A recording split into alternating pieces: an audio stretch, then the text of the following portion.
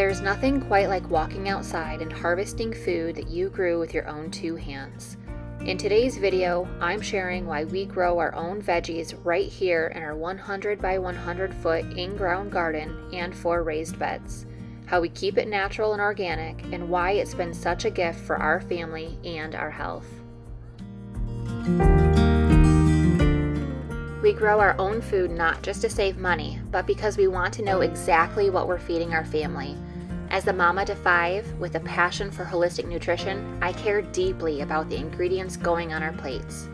And it's not just about the ingredients in general, it's the whole unprocessed food that we're connected to. This is what helps us heal both mind and body. When we grow our own food, we nurture more than just plants. We cultivate a relationship with the earth, with the seasons, and with our own well-being. Whole foods harvested straight from the garden retain their natural nutrients, untouched by the preservatives and additives found in processed options. This connection to living food that still holds the energy of the sun and soil, it nourishes us deeply.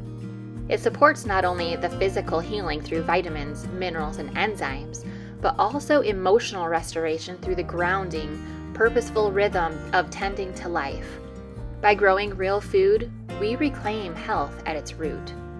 Our large in-ground garden, as well as our raised beds, give us room to grow our family's food in abundance and keep it clean, simple, and as toxin-free as possible. There's no glyphosate, no weird chemicals or preservatives, just real food grown in real soil.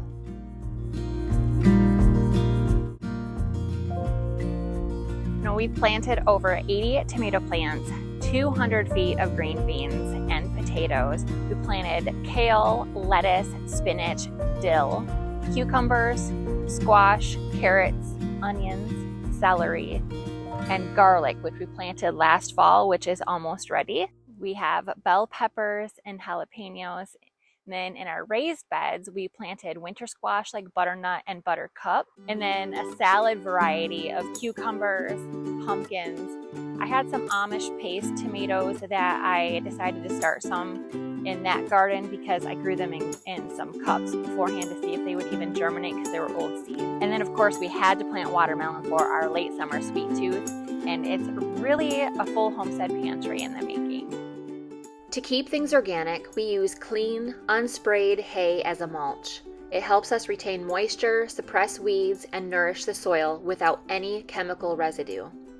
We work with our local farmers to make sure that the hay is confirmed unsprayed, because even a small trace of herbicide, commercial fertilizer, or other chemical can destroy our soil's microbiome. For fertilizer, we rely on our own compost, which is our food scraps, garden clippings, chicken bedding, and we also add an organic compost that is local to us called Dairy Dew. Our compost turns into a rich black gold. This keeps nutrients cycling naturally through our garden and back to our family's table. Now, if you're enjoying this video, please hit that like button and subscribe for more holistic homesteading tips, toxin-free living, and real food from scratch. And be sure to comment below with what you're growing in your garden this year.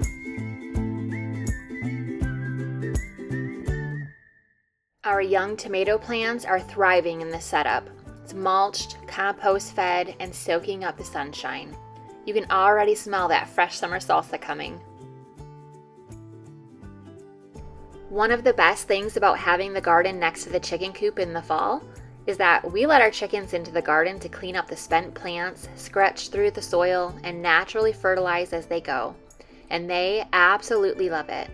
This seems like such a simple thing, but that simple act reflects permaculture principles, working with nature, not against it. And it supports regenerative gardening by building the soil health and breaking pest cycles. It's really a simple, holistic practice that nourishes the land, honors the animals, and sets the stage for a healthier garden next season without adding anything synthetic. They scratch, aerate the soil, eat leftover greens and bugs, and fertilize as they go. It's nature's perfect cleanup crew. There's no tilling, no burning out the soil, just letting the ecosystem do what it was designed to do. It's regenerative, simple, and sustainable, and our soil has only improved year after year.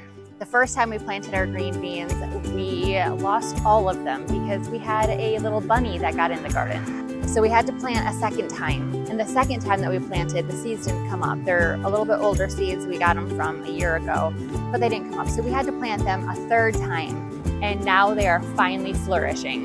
Usually by now, by the mid to end of July, we are picking our beans and canning them, but they are still young. So it's going to be a bit of a later season for canning beans for us.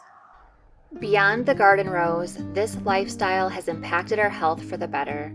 Though we've always been a homesteading family, after walking through mold toxicity and chronic illness, getting back to real food helped us heal.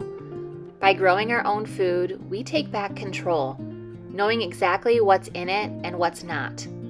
This is especially powerful when healing from mold toxicity, as homegrown produce is free from hidden mycotoxins, preservatives, and pesticides that can burden an already stressed detox system. Fresh, nutrient-rich vegetables support the liver and kidneys, helping the body flush out mold toxins more efficiently and gently rebuild from the inside out. Our veggies are rich in minerals, untouched by synthetic pesticides, and full of life. I know exactly what's in our food, and more importantly, what isn't. That's one of the biggest reasons we choose to grow our own produce here on our homestead. When you plant a seed in clean soil, water it with intention, and watch it thrive without the interference of chemicals, you're not just growing food, you're growing nourishment that you can trust. Every bite is a reflection of the care we put into the garden, and it gives our family the peace of mind that what we're eating is truly clean, vibrant, and healing. It also slows us down. It gives our kids responsibility, purpose, and appreciation for how food is grown.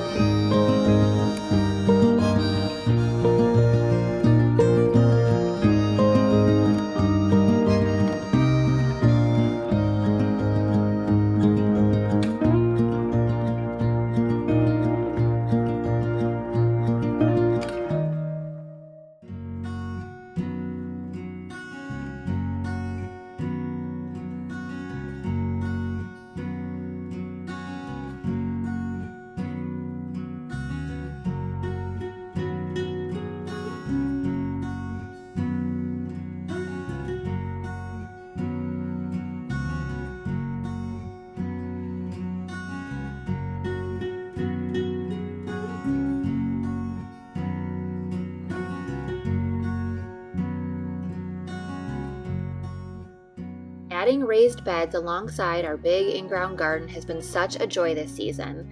They've made it easier for me to stay on top of weeding and spotting the squash bugs before they take over. I love how accessible they are, especially on busy days when I only have a few minutes to tend to the garden. It's been a simple but helpful way to grow even more food without feeling overwhelmed. If you're interested in these garden beds or other organic gardening items that I use, you can find the links in the video description, both through Amazon and my Linktree store.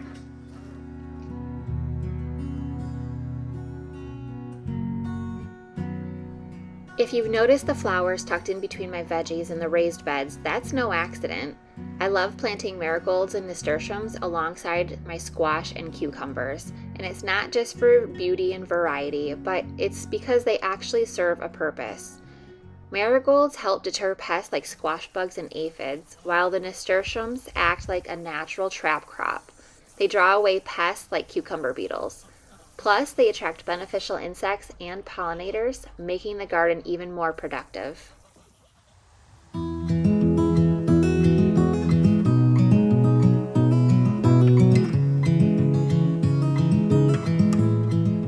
If you're thinking about starting your own garden, do it. Start small, start messy, start however you want and with what fits your circumstances. Just start. Make sure to subscribe for weekly videos every Friday. I'll be sharing more from our homestead, how we live toxin-free, and what we're harvesting each season. Thanks for being here. We'll see you on the next one.